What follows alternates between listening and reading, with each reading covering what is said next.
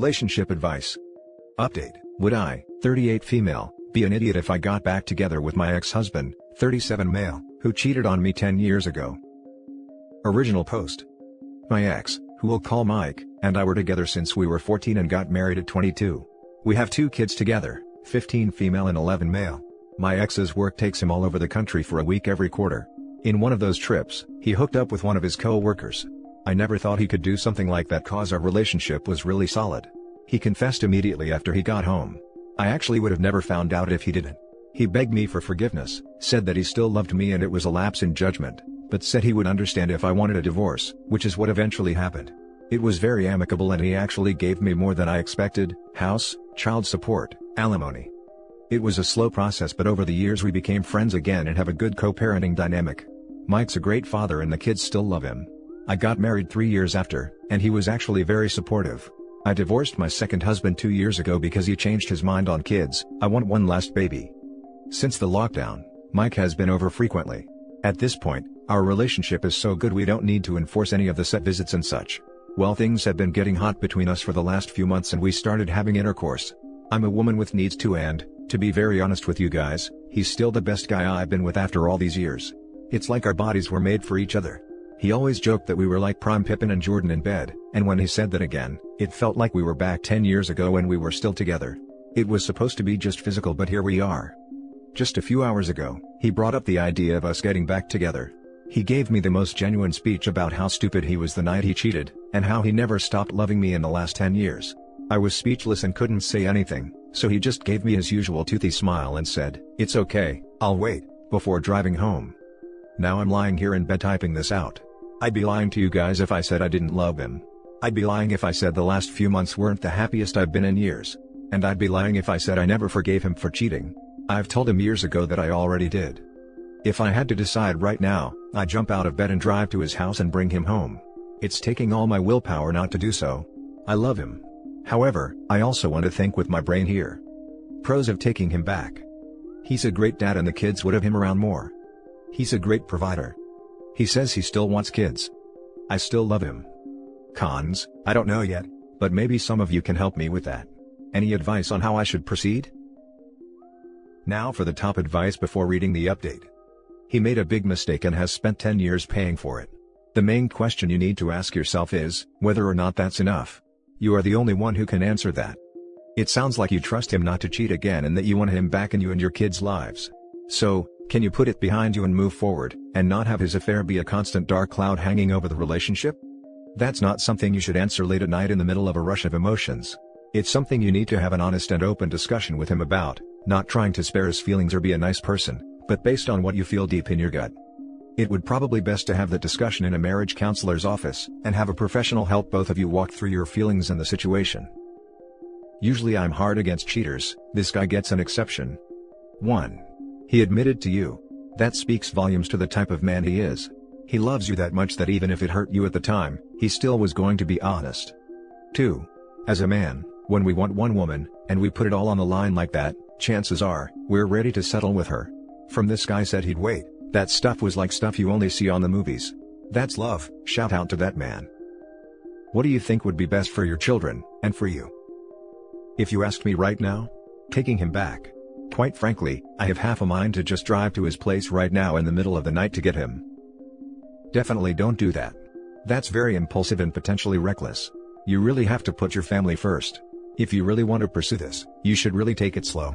Like this guy just told you that speech hours ago, rushing things with him, or anyone isn't a good idea. Doesn't matter how good the intimacy is, or how chill he is with his own kids, that's like minimum expectations to be honest. The fact that you can't think of a single negative thing, shows to me that you're not thinking about this objectively. Whenever we're smitten by someone, we ignore any potential red flags or negatives with them. Even something like, this guy always forgets to clean his dishes, for example. It may not be something super serious, but it's not a positive quality, it's about looking at the entire person, warts and all. Do it.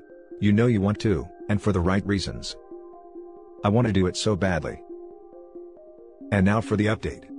It's been a few days now since I've posted and Reddit has given me some solid advice, especially the kind Redditors who messaged me directly.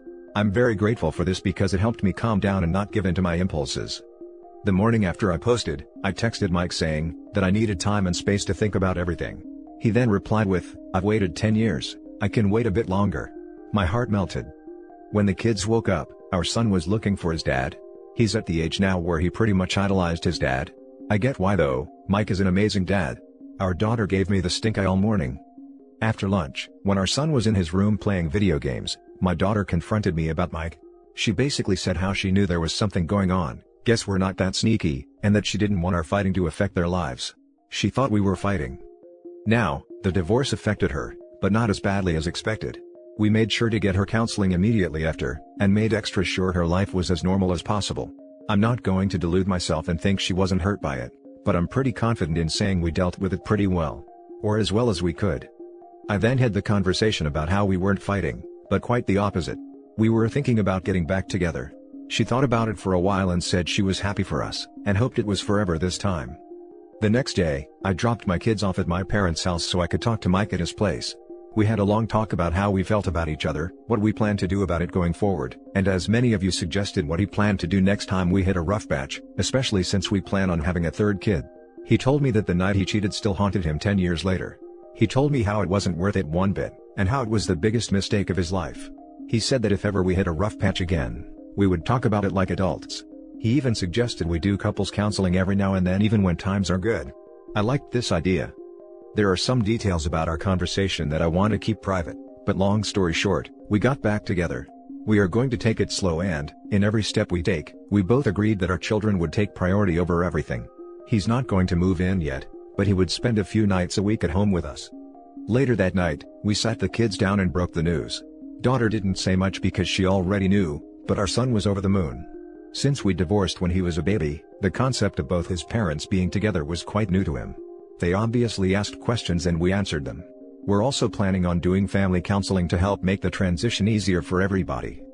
Overall, I'm really happy right now. Mike made a mistake 10 years ago, but I don't hold it against him and have completely forgiven him for it. I know he loves me now and won't cheat on me anymore. I'm back together now with the love of my life and father of my kids, and I couldn't be happier. As I type this out, Mike is in the next room playing video games with our son. I'm not entirely sure what the future will look like, but I'm happy he's back. Thank you Reddit for the advice. It really helped with our talk and how we proceed going forward. I think I'll stay online for an hour or so to reply till the kids are asleep and he comes to bed, then it's my turn to have fun. Peace. Now for some top comments. Wishing you the best. Also admire the grown-up way you and your ex are handling this situation. Thanks. And yeah, it's easy when you're both on the same page, especially when it comes to putting the kids first above all.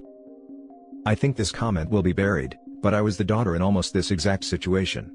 My parents split when I was 8 and got back together when I was 18 after my mom cheated. My dad never stopped loving her, and they remained friends and co-parented brilliantly the whole 10 years. They've now been back together for almost as long as they were separated, and I've never seen them as happy as they are currently. They've put a lot of work into it and are still working on it, but the big difference is they communicate properly and neither of them take each other for granted. We've had a very difficult quarantine and I've had to move back in with them, but getting to see their relationship up close has reminded me how lucky I am, and how much I appreciate them. I wish you and your family the best of luck, and I'm so proud of you for being able to move forward and forgive. Your story has reminded me how lucky I am, and I am so excited for your children to get to experience what I did. I guess everyone is different. My parents split when I was 7 because my dad cheated. They got back together when I was 11, re-engaged by 12, and he was booted again when I was 13 for cheating. Great update, I hope everything works out. I also love the fact that not once did you concern yourself with what your friends or family would think, you only cared about the people whose opinions actually mattered. Yeah, the only opinions that matter are mine and the kids. I'm not entirely sure how my parents or anyone else would feel about this, but they don't really know Mike like I do. Sounds like a typical dumb girl response, I know, hee hee. Now for the next story. Update, my fiance's sister, 28 female, told me she's in love with me, 27 male, and my fiance, 28 female, is just settling for me. Original post. My fiance, Nancy, and I are getting married in December. We've been going through a small rough patch since late June. I felt like everything was okay, but we were just out of sync. We've been together for 2 years, and this has happened before and we just come out of it usually. I have a very good relationship with my fiance's twin sister, Peggy. We hung out a lot before she introduced me to her sister, so I've known her longer, and she's one of my best friends and is probably the person that knows me the best other than my family and Nancy. She and her sister also have a great relationship. No resentment, no anger towards each other, just sisterly love. Saturday, I received a string of messages from Peggy that were telling me to not marry Nancy. She told me she didn't love me like she should, and if we got married, we'd be in a loveless sexless marriage. I told her I didn't believe her. She sent me screenshots of messages between her and Nancy. I wish I hadn't read them. She said that I wasn't the love of her life, that I wasn't her soulmate, that I was just a good option, and would be a good provider and great dad to her kids, that I was a nice guy that any girl would be lucky to have, but he's not the one for me. I asked Peggy why she told me all of this, and she said she's my best friend and she loves me. She said she's wanted me forever, but couldn't come between me and her sister like that. She said she'd love me like a wife should, that she fantasizes about being with me intimately, and that I drive her crazy. She asked me to leave Nancy and come be with her. I'm so confused. I don't know what to do about anything. I feel like my life had been turned completely upside down. I don't know where to go from here. Now for the top advice before the update. If you believe that your fiancé might feel this way, that she wasn't just venting dramatically, or that Peggy is nuts enough to fake the messages, then it's a red flag big enough to block the wedding aisle. However, you still owe it to your fiancé to discuss what's going on before ending things, so at least you know what's going on. Maybe her story is totally different. And most importantly, don't get into a relationship with Peggy without a year or two to cool down away from all of them, and maybe find someone better for you who's not part of this messy family dynamic. You realize she could have faked the messages? It's not hard to change a name on a phone. Yeah, OP needs to confront his fiancé about this, and see what her reaction is. Are you sure you're not just being tested by them? That would be pretty messed up, I know, but have you considered this? If it is a test, that'd be a red flag for me and I'd be out. Relationship tests are emotionally horrible. Now for the update. I didn't intend for my last post to get as much attention as it did. Some people have been messaging for an update, so I guess I'll oblige. So it turns out the texts were faked as most people suspected.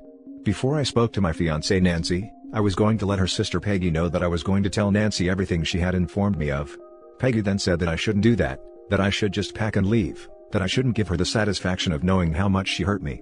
This made me very suspicious and I told Peggy I was still going to tell Nancy. Peggy then begged me over the phone to not tell Nancy, and to just come be with her. I asked her why she didn't want me to tell. She eventually admitted that the texts were fake. I was genuinely shocked that Peggy could do such a thing. She was willing to blow up my relationship and make me look like I was the bad guy. I told her she was crazy, and I for sure was telling Nancy all of this. She cried for me not to, and began bargaining. I really don't want to be the one that has to destroy the relationship between two sisters, so I heard her out. Peggy said that if I didn't tell her, that she'd leave me alone and wouldn't bother me or Nancy like this ever again. I told her I thought Nancy should know. I said that if I don't tell Nancy, then she needs to be the one to do it. Peggy tried to get out of it, but I held to my demands. She begrudgingly agreed. She has till the end of the month to confess. I'm going to do my best to help Nancy repair their relationship, because they've been together since the womb and I don't want them to hate each other if they don't have to. Thanks for all y'all's advice. Now for the closing comments. Wait until Peggy shows Nancy the text she faked from you. 100%. Tell Nancy now please. If not, this is about to be even more tangled and messy than before. A month to confess? WTF? That is ridiculous. You need to tell your fiancé now. Before Peggy invents a new scheme. Yes. You cannot let her be the one to tell your fiancé. She will screw you over and make it your fault. Look what she's capable of doing. Tell your fiancé immediately. You've just found out exactly what a scheming liar your future sister-in-law is. And the pain she was willing to inflict on you and her to achieve her goals. And you've now chosen to protect this person over your fiancé. You're making a mistake. You now share a secret with her against and from your partner, and have just given her the time and space needed to do something else.